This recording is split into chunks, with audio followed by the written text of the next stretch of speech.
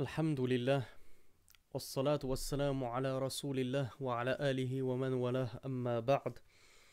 Aujourd'hui, Inch'Allah, j'aimerais qu'on aborde un sujet très important, mais on ne fera que le survoler à la hauteur de ce qu'en a dit l'imam Ibn Abdel Barr, rahimahullah.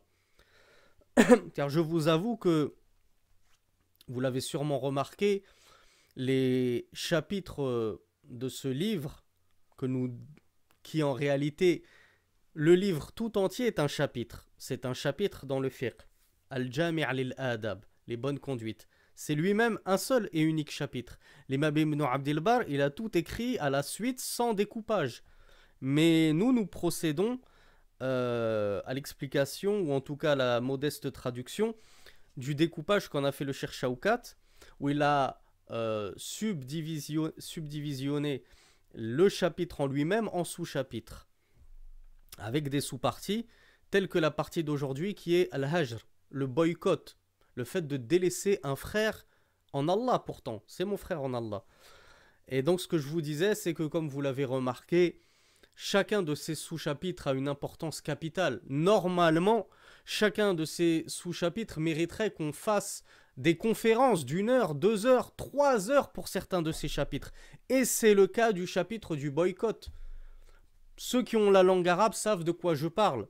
Lorsqu'on tape dans la langue arabe « Hukmu hajril mubtadi'», des choses comme ça, quel est le jugement relatif au délaissement des gens, des passions, etc. Ce sont des conférences, et des conférences, ce sont des cours de plusieurs heures, ce sont même des épîtres individuels qui sont consacrés à ce sujet. Donc vous vous doutez bien que comme pour tous les cours que nous avons donnés précédemment, nous ne pourrons que, Inch'Allah, synthétiser l'affaire et non pas la développer. Je rappelle que mes cours, quels qu'ils soient, depuis le début de ma da'wa, ne s'adressent qu'aux débutants, et qui plus est les non-arabophones. Lorsque vous avez un niveau intermédiaire, ça sous-entend que vous avez la langue arabe. Ne me dites pas, moi j'ai un haut niveau, moi j'ai un niveau intermédiaire ou j'ai un niveau expert, alors que tu n'as même pas la langue arabe. Non, ça c'est impossible. C'est impossible. C'est comme si tu me disais, moi je suis riche, alors que je n'ai que 10 euros dans mon compte en banque. C'est absolument impossible. C'est une chimère plus qu'autre chose. Donc, à partir du moment où tu as un certain niveau dans la science, que tu as déjà la langue arabe, on te dit passe directement au chouyour, va directement écouter les savants et ils t'expliqueront l'affaire bien mieux que moi. Ils t'expliqueront les affaires et les chapitres et les sous-chapitres de ce livre, bien mieux que moi. L'imam Ibn Abdel Barr lui-même est allé très vite. Il a synthétisé l'affaire en 2-3 lignes. Il nous dit, rahimahullah, لا يحل لمسلم أن يهجر أخاه فوق 3 إلا أن يخاف من مداخلته وملابسته ما يفسد عليه دينه أو مروءته فيصارمه لذلك ومصارمة جميلة خير من صحبة على دخل والسلام عليه يخرجه من مصارمته ولا بأس بهجر أهل البدع ومقاطعتهم وترك السلام عليهم. انتهى كلام الإمام رحمه الله. Donc l'imam Ibn Abdel Barr rahimahullah nous dit il n'est pas autorisé aux musulmans de délaisser son frère, c'est-à-dire son frère en Allah, que ce soit son frère utérin musulman ou un ami musulman, ça reste ton frère en Allah. Il n'est pas autorisé aux musulmans de délaisser son frère au-delà de 3, c'est-à-dire au-delà de 3 jours. Tu ne peux pas boycotter ton frère fillah plus que 3 jours. Tu peux éventuellement te chamailler, te quereller avec lui. Donc vous êtes en froid pendant 1 jour, 2 jours, 3e jour vous êtes brouillé, mais le 4e jour vous devez absolument vous rabibocher. Parce qu'il ne vous est pas autorisé de vous tourner le dos plus de 3 jours. L'imam Ibn Abdel Barr nous dit donc qu'il n'est pas autorisé de boycotter son frère plus de 3 jours ou au-delà de 3 jours, sauf, donc il y a des exceptions à la règle, comme très souvent, sauf s'il craint que sa relation avec ce frère qu'il a boycotté, s'il craint que s'il persiste dans la relation avec ce frère, dans le compagnonnage de cette personne, cela va soit ternir sa religion, ça va même pourrir sa religion, ça va nuire à sa religiosité, ou bien à son intégrité. Al-Muru'ah, ici j'ai envie de le traduire par son intégrité, à cause de ce frère et de la relation que tu vas te forcer à maintenir avec cette mauvaise personne. Tu sais que si tu continues à le fréquenter, ça va nuire à ton intégrité, à tes bonnes mœurs, à tes bons comportements, etc., etc. Il nous dit, eh bien, s'il a peur pour sa religion, ou il a peur pour son intégrité, à cause du compagnonnage d'une telle personne, alors il peut couper les ponts. Alors il peut couper les ponts pour cette raison licite et légitime, qui est que tu crains pour ta religion, ou tu crains pour ton intégrité. Et l'imam Ibn Abd al-Barr nous dit d'ailleurs, et le fait d'en rester là avec une personne et de couper les ponts avec une personne d'une belle façon, c'est-à-dire qu'on coupe les ponts de manière correcte. C'est pas on coupe les ponts après s'être insulté et invectivé et avoir comment dire et avoir détruit l'honneur de la personne, humilié la personne, etc. Non, il nous dit une belle coupure, une coupure propre, un boycott propre, un beau boycott. Il nous dit cela est meilleur qu'une mauvaise compagnie, qu'une compagnie qui ne t'apporte que du tort dans ta religion ou dans ton intégrité. Et l'imam Ibn Abd al-Barr nous dit, et si le salam fait sortir de ce boycott, c'est-à-dire que si tu décides de boycotter une personne, et on va voir pour quelle raison il est judicieux de boycotter une personne, si tu décides pour une raison ou une autre de déboycotter, d'arrêter de tourner le dos à cette personne et de te rabibocher avec lui, il nous dit passe-lui le salam. Le fait de lui passer le salam, c'est comme si tu t'étais désengagé du boycott. Mais si tu le boycottes, tu ne lui passes pas le salam. Sinon, lui ne va plus savoir sur quel pied danser. Un jour, il ne veut plus m'adresser la parole. Le lendemain, il me passe le salam. Le surlendemain, il ne me radresse plus la parole. Donc, soit tu fais les choses jusqu'au bout, soit tu ne les fais pas.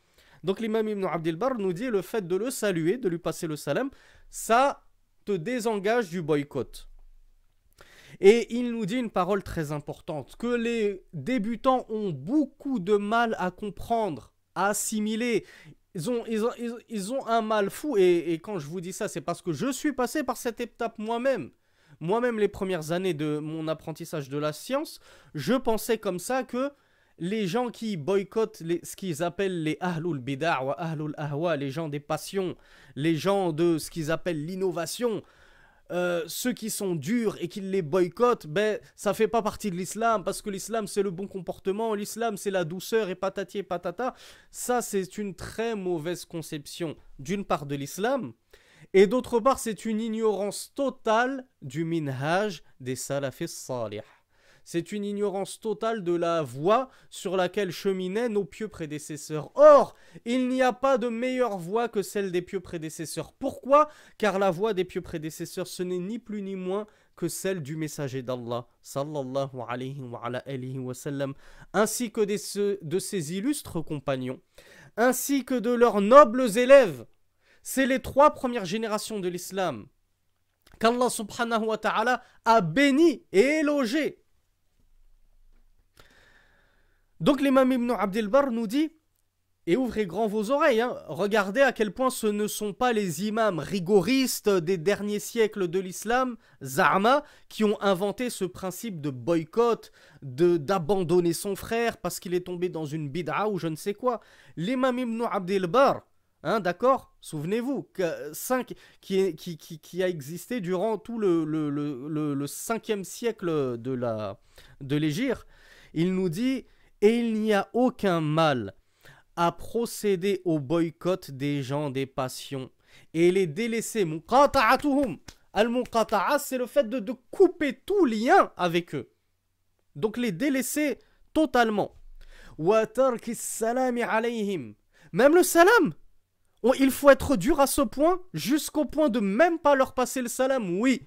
L'imam Ibn Abd al-Barr nous dit il n'y a aucun mal, aucun grief, aucun inconvénient à même délaisser le salam aux gens de la bid'a. Et même si lui il te passe le salam, exceptionnellement tu as le droit de ne pas lui rendre le salam. Pourquoi? Parce que tu es dans une situation de boycott. Tu veux lui montrer que tu le boycottes. Et c'est pour son bien ou pour ton bien, comme on va le voir. Donc ainsi se terminent les propos du Cheikh Ibn Abd al-Barr.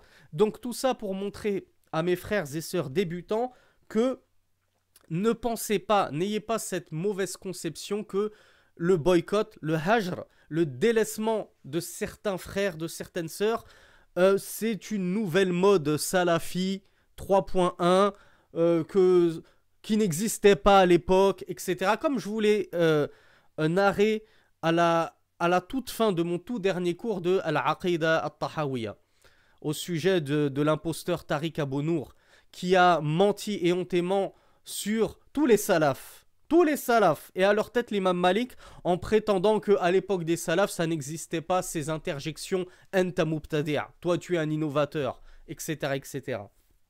Je vous renvoie à ce dernier cours de la Aqida At-Tahawiyya. Donc on va expliquer, Inch'Allah, succinctement et de manière synthétique, les propos de l'imam Ibn Abd al-Barr. Donc il nous a dit « La yahillu li muslimin an yahjura akhahu fawqa thalath » Il n'est pas autorisé à un musulman de délaisser, de se détourner, de boycotter son frère, donc on a dit c'est son frère en islam, plus de 3 jours.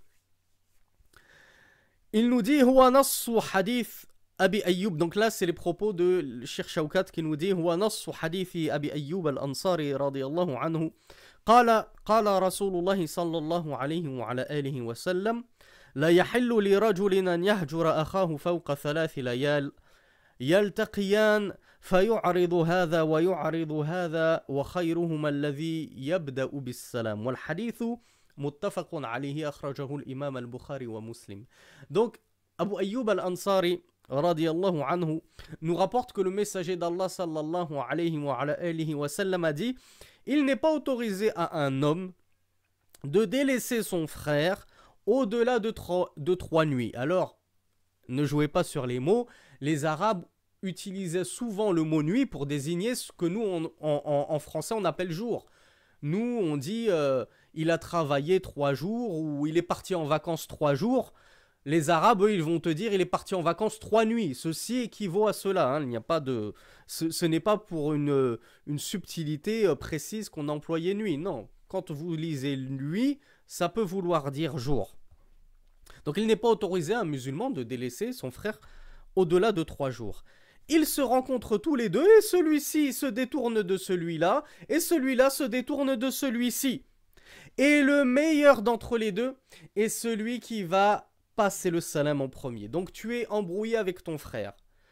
Vous ne vous adressez plus la parole pendant 1 jour. Admettons. 2 jours. Admettons. 3 jours. Admettons, mais ça doit être le dernier délai. Le gong a sonné, le glas a sonné, le délai imparti est arrivé à son terme. Donc au-delà des 3 jours, vous devez vous rabibocher. Qui commence le premier? Eh bien, ce sera le meilleur d'entre vous deux qui aura commencé. Car c'est Rasulullah qui te dit et qui nous dit le meilleur d'entre ces 2 personnes, ce sera celui qui fera le premier pas. Ce sera celui qui commencera par le salam pour enterrer la hache de guerre. Et le hadith est unanimement authentique rapporté par Bukhari et Muslim. Cheikh Shawkat nous dit فهذا تحذير من هجر المسلم لأخيه من غير عذر شرعي مسوغ أما الهجر للأسباب الشرعية فمسوغ وله صور وأحكام. Donc le Cheikh Shawkat nous dit ceci est une menace à l'encontre du boycott du musulman ou à l'encontre du boycott d'un musulman envers son frère musulman, ceci sans raison légale, sans raison légiférée. Donc on l'a dit très brièvement au début de cours, il y a des raisons qui poussent au boycott, qui vont même jusqu'à exiger et imposer le boycott. Donc ne pensez pas que le boycott c'est tout le temps quelque chose de blâmable et réprouvable, etc. et que ça n'a rien à voir en islam. Non, non seulement le boycott a toute sa place en islam, mais parfois même il est nécessaire parfois même il est nécessaire et obligatoire. C'est pour ça que Cheikh Shawkat nous dit, il n'est pas autorisé de boycotter son frère musulman sans excuse légale valable. Mais si tu as une excuse valable et légale, alors il n'y a nul grief contre toi, ce que tu boycottes ton frère. Il nous dit donc, quant au boycott pour des causes shar'iyya, des causes légiférées, famasourun, alors il est tout à fait permis, walahu suwarun wa ahkam, et ce boycott va prendre divers façons de s'opérer. Et il y aura divers jugements qui découleront de cela, c'est-à-dire que il y aura un boycott qui sera permis, il y aura un boycott qui sera mustahab, recommandé, et il y aura carrément un boycott qui sera wajib, obligatoire. والهجر له مقاصد شرع لأجلها منها ما يعود إلى الهاجر ومنها ما يعود إلى المهجور وإذا خلا من هذه المقاصد والعلل فلا فائدة فيه والقصد من الهجر الزجر والرجوع إلى الحق فمتى خلا من ذلك فالأفضل ترك الهجر.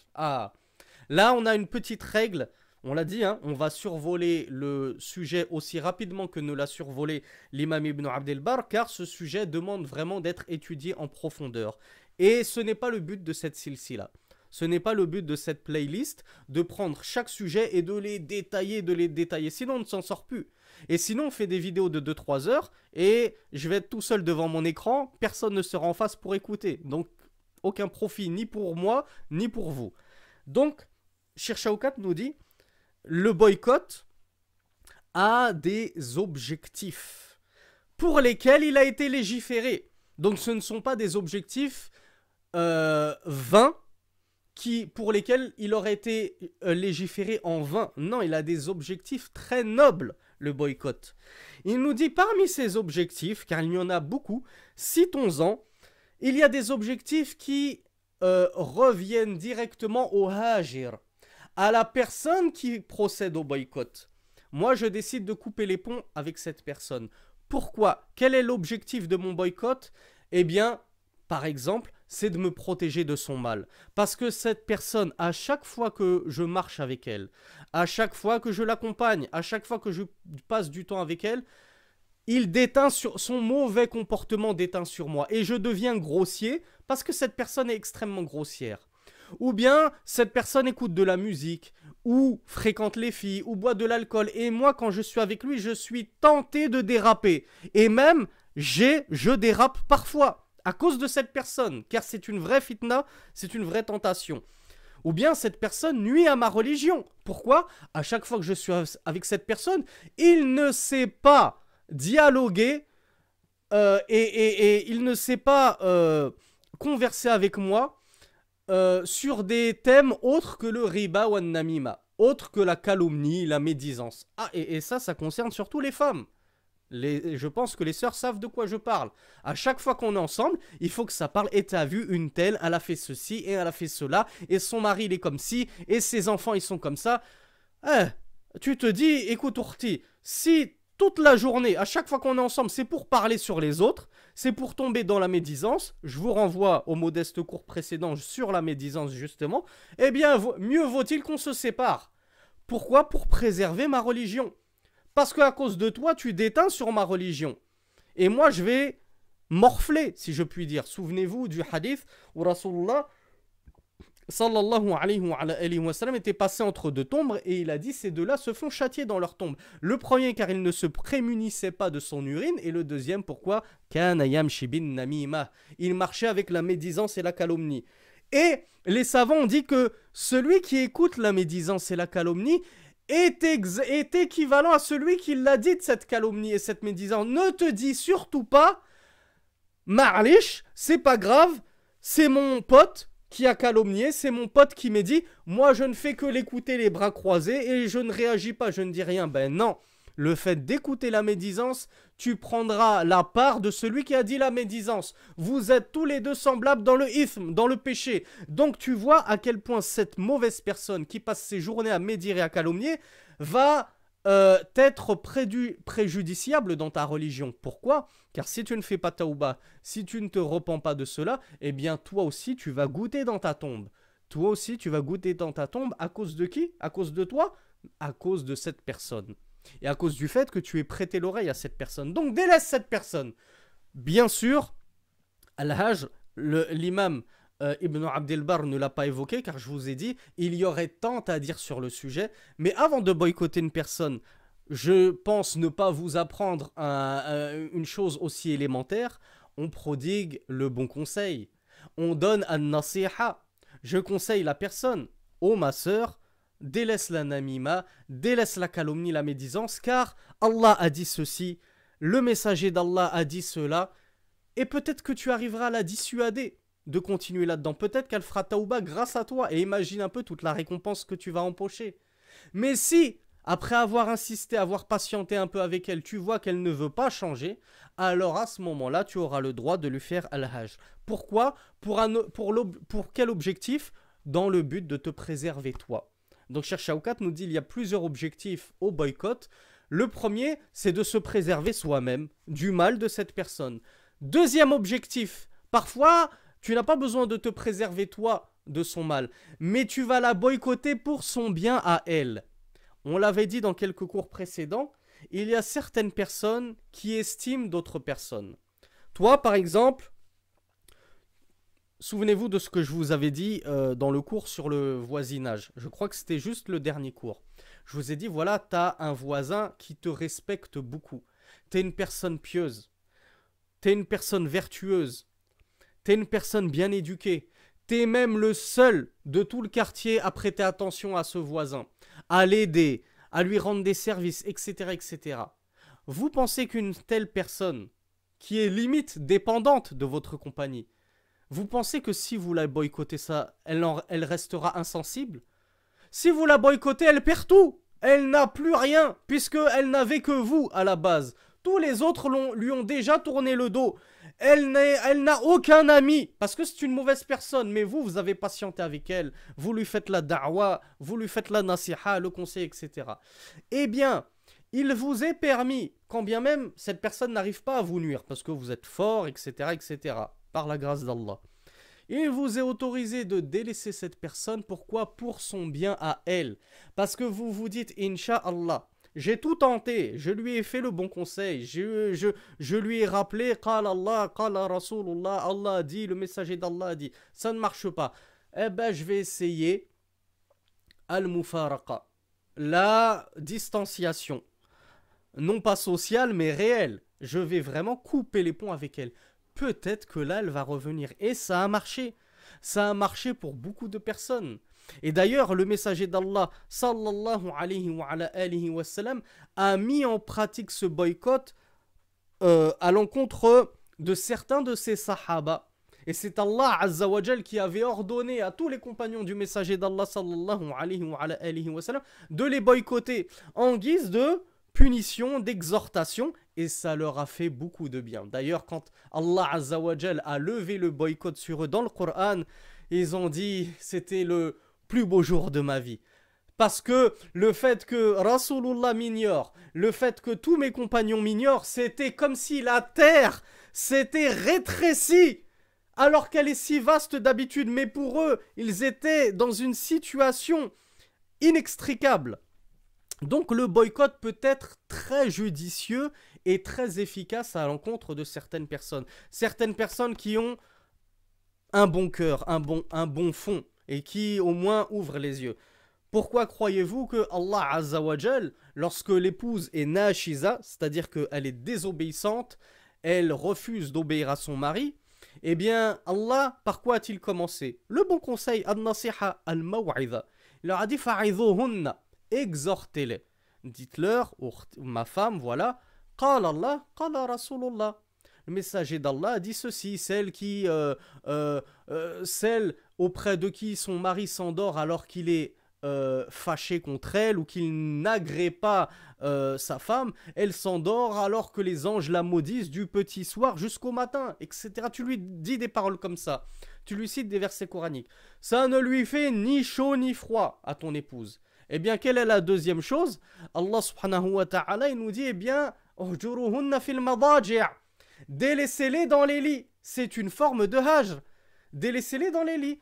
Vous couchez ailleurs, vous ne couchez plus dans le lit conjugal. Et il y a certaines épouses qui vraiment, ça leur fait un électrochoc. Le fait que leur mari ne veuille même plus dormir à côté d'elles dans le lit.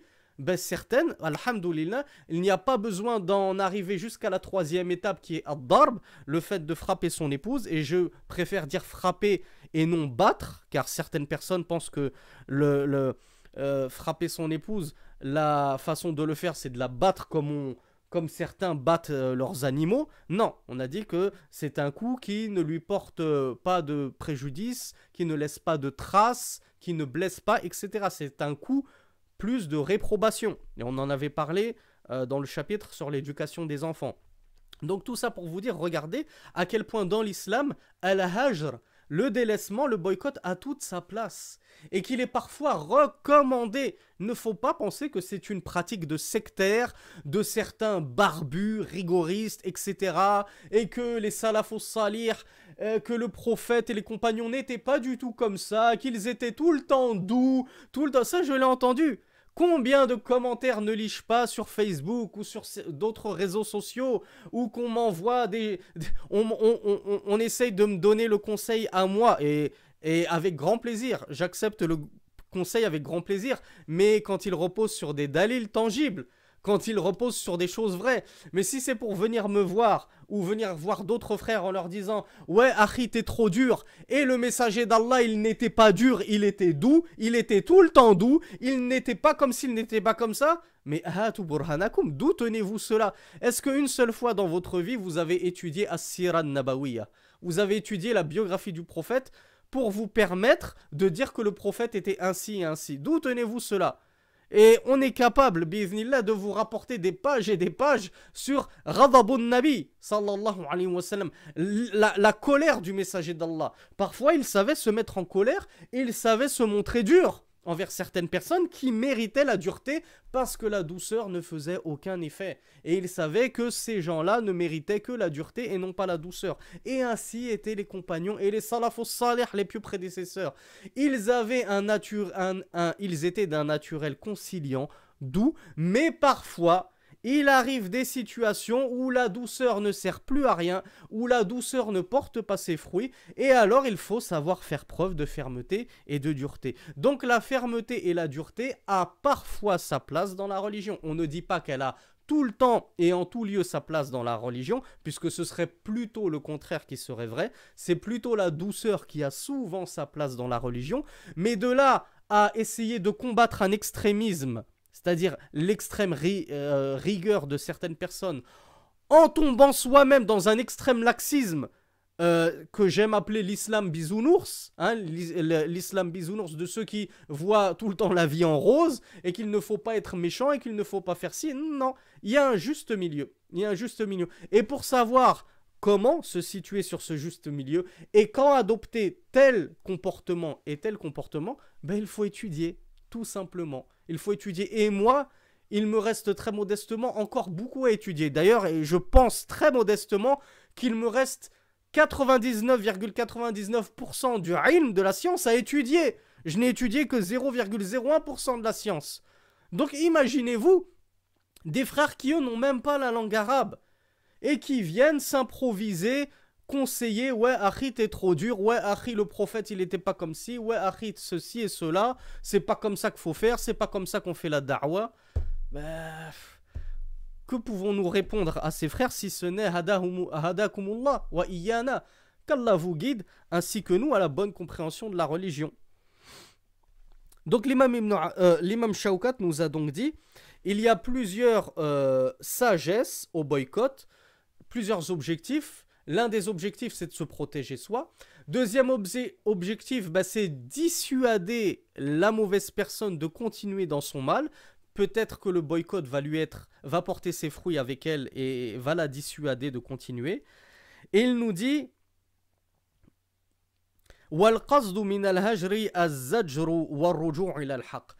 l'objectif réel du boycott, c'est la réprobation.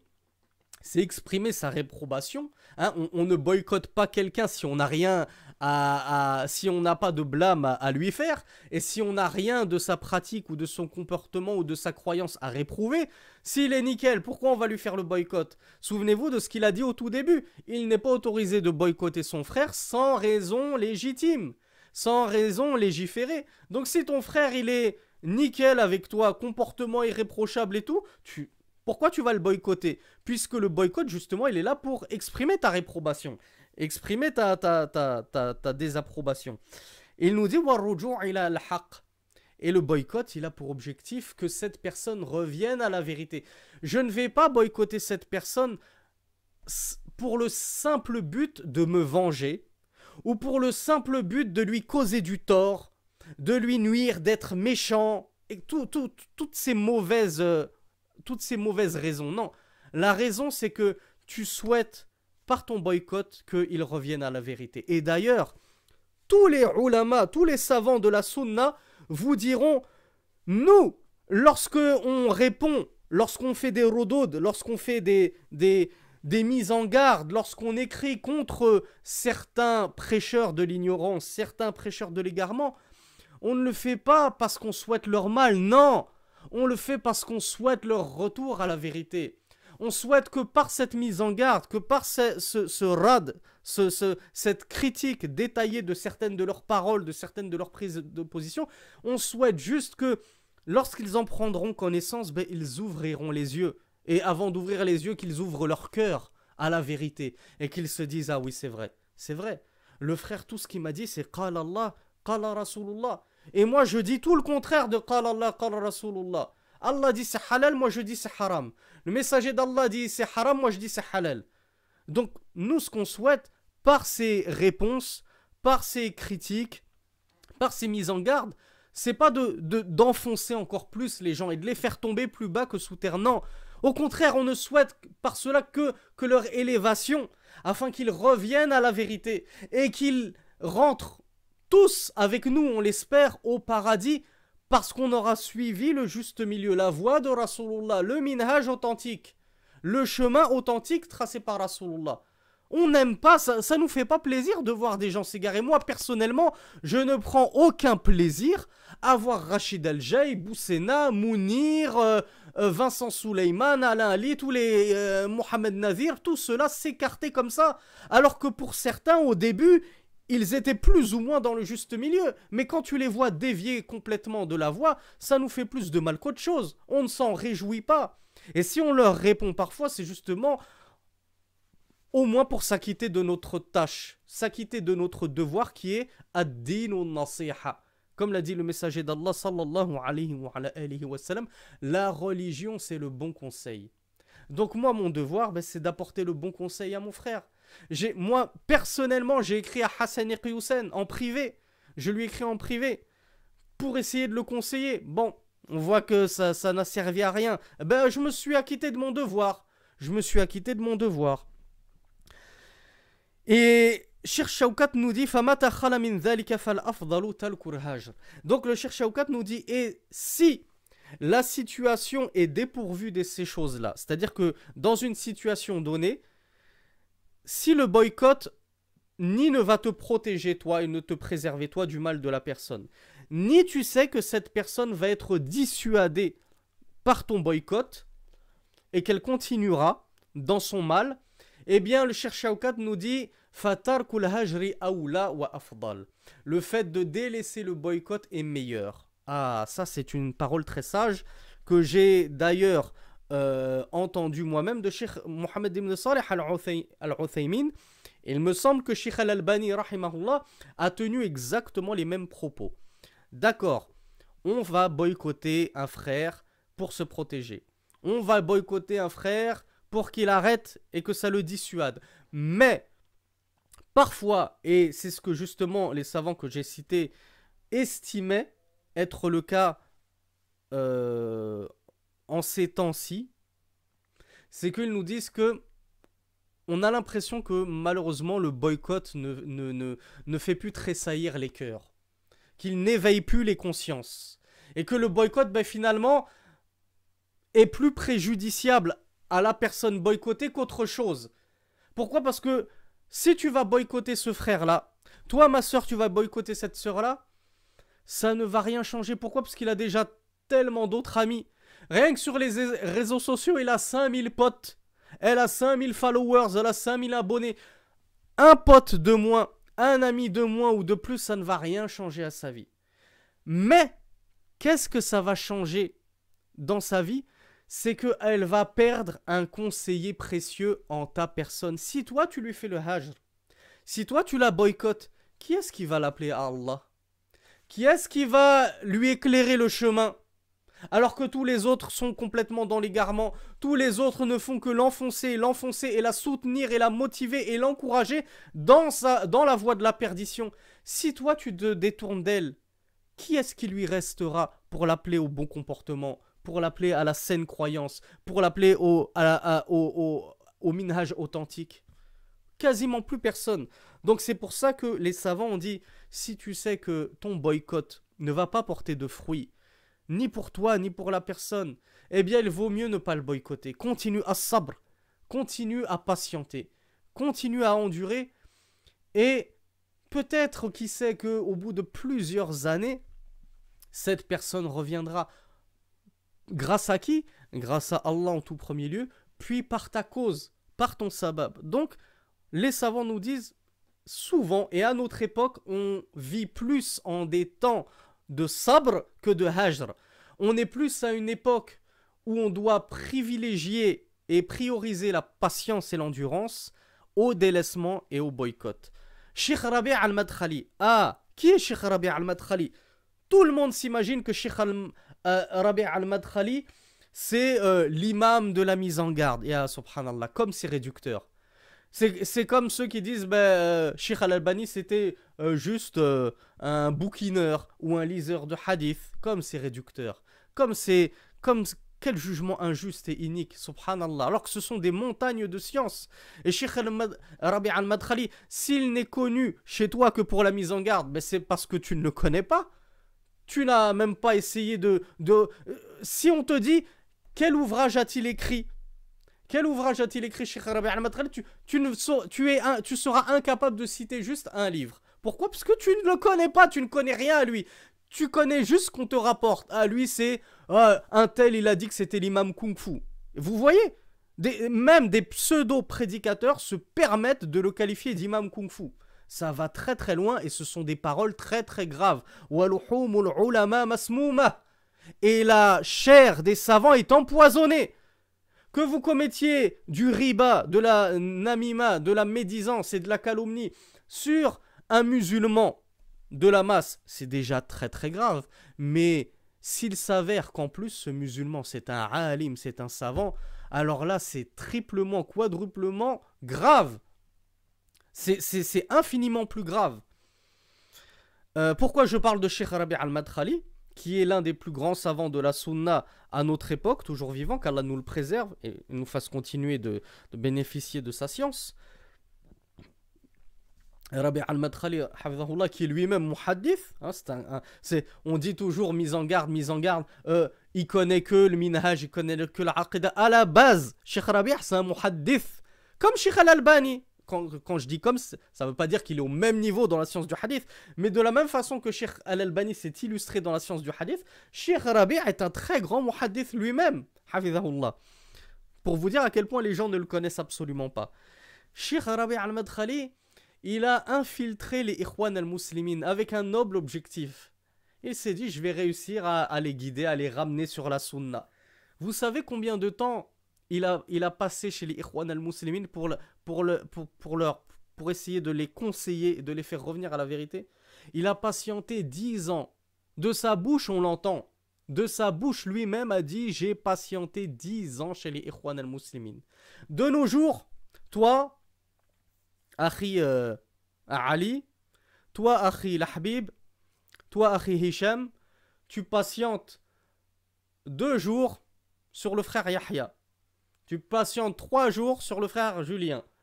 Tu patientes, vas-y, 2 mois, 3 mois. Pour les plus téméraires d'entre nous, on patiente 6 mois.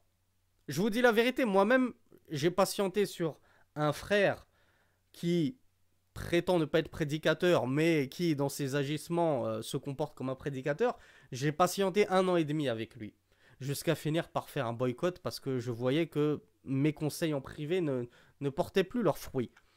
Mais qu'est-ce que c'est 1 an et demi comparé à 10 ans? Donc, à nous de savoir, à nous de prendre conscience que réellement il faut savoir patienter et endurer et ne pas baisser les bras trop vite, ne pas abandonner trop vite. Parce que sache que la récompense qui t'attend pour la guider d'une personne par ton sabbat, par ton intermédiaire, comme l'a dit le messager d'Allah sallallahu alayhi wa sallam le jour de Khaybar à Ali ibn Abi Talib, il lui a dit si Allah azza wa jal, qu'Allah azza wa jal guide par ta cause une personne, cela te sera meilleur que de posséder toutes les chamelles rousses, que de posséder un troupeau de chamelles rousses. Et les chamelles rousses à l'époque, un troupeau de chamelles rousses à l'époque, c'est un garage de Lamborghini d'aujourd'hui, d'accord? Donc imaginez-vous la richesse qui vous attend au paradis, Inch'Allah, si vous êtes la cause de la guidée d'une personne. Et il y a beaucoup de frères qui pensent que cette cause de guider, c'est-à-dire la guider à l'islam, faire sortir les gens du koufr et de la mécréance à l'islam. Donc ils vont se jeter corps et âme dans ce qu'on appelle les débats interreligieux. Et combien de frères ne se sont pas cassés les dents? Combien de frères ne se sont pas cassés les dents car ils se sont engagés dans une voie qu'ils ne maîtrisent pas, dont ils ont très peu de science. La plupart de ces frères que je connais et qui font fureur sur YouTube et les réseaux sociaux ne maîtrisent même pas la langue arabe. Donc ne comprennent pas et ne connaissent pas Al-Qur'an. Et ils s'improvisent conférenciers interreligieux à discuter de la Bible, vs le Coran, etc. Jusqu'à ce que certains glissent tellement à cause de leur manque de science, parce que comme je le dis toujours, plutôt comme les savants le disent, celui qui va se mettre en avant l'heure l'heure de sa qualification et de son aptitude à se mettre en avant, parce qu'il a reçu des tazkiyas, parce qu'il a eu un diplôme, il est allé jusqu'au bout de ses études, les savants lui ont dit c'est bon, on estime que tu es prêt pour commencer à faire la da'wah, mais ne dépasse pas ton niveau. Les savants vous le diront toujours, fais la da'wah selon ta capacité, n'outrepasse pas tes capacités, ton niveau. Mais les frères refusent d'attendre cela. Les frères, moi je suis en première année de Médine, allez hop, tac tac, j'ouvre une page YouTube, j'ouvre une page Facebook et je fais da'wah tranquille. J'ai qu'une année à Médine, mais c'est pas grave, je fais da'wah. C'est très dangereux. On ne te dit pas que c'est interdit. Tant que tu fais da'wah à ton modeste niveau, que tu apprends à un frère comment faire ses ablutions, parce que tu l'as appris toi-même des chouyours, il n'y a pas de souci. Le problème, c'est que combien d'entre nous savons rester à notre humble niveau et savons dire, Allahu a'lam. Je ne sais pas, j'ignore la réponse à ta question. Mais non, maintenant on a des frères qui n'ont étudié nulle part, tac tac, confinement, j'ouvre ma page Facebook, j'ouvre ma page YouTube et je fais des questions-réponses. Allez hop, posez-moi toutes vos questions, j'y réponds en direct live. Moi, je suis stupéfait. Je suis décontenancé parce que moi-même, je ne m'hasarderais même pas à faire ça. Vous voyez tous les livres qu'il y a derrière. Même avec tout ça, je ne m'hasarderais même pas à faire des questions-réponses en direct live. Moi, vous me posez une question, laissez-moi 3 jours pour regarder tout ce que les savants ont dit sur le sujet, histoire de ne pas vous égarer et m'égarer de la sorte. M'égarer-moi le premier, en vous ayant donné une partie de la réponse, alors que j'ignorais qu'il y avait toute une autre partie. Peut-être même que je vous ai donné un avis super faible. Donc tout ça, pour vous dire que on vit dans une époque de grande ignorance. Et les frères et les sœurs ne savent plus à quel saint se vouer, si je peux me permettre l'expression, qui est du koufr pur et dur. Donc les frères et les sœurs ne savent plus à quel prédicateur se vouer, vers quel prêcheur se retourner. Alors si vous, qui, Inch'Allah, estimez être au moins sur Al-Minhaj As-Sahih, la voie authentique des Salafus Salih, des pieux prédécesseurs, si vous abandonnez ces brebis égarées, vers qui vont-ils se retourner? Si ce n'est vers Ahlul Ahwa wal Bid'a, si ce n'est justement vers les gens des passions et de l'ignorance et de l'égarement.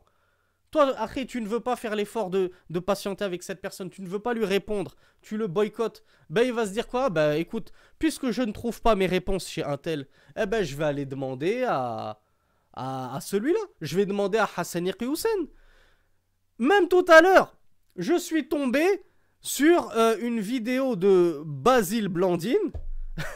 Mais c'est hallucinant. Je ne sais pas si vous êtes au courant, mais Basile Blandine est de ses propres aveux mécréant. Il n'a pas à embrasser l'islam. Il y a des gens qui lui posent des questions religieuses sur l'islam.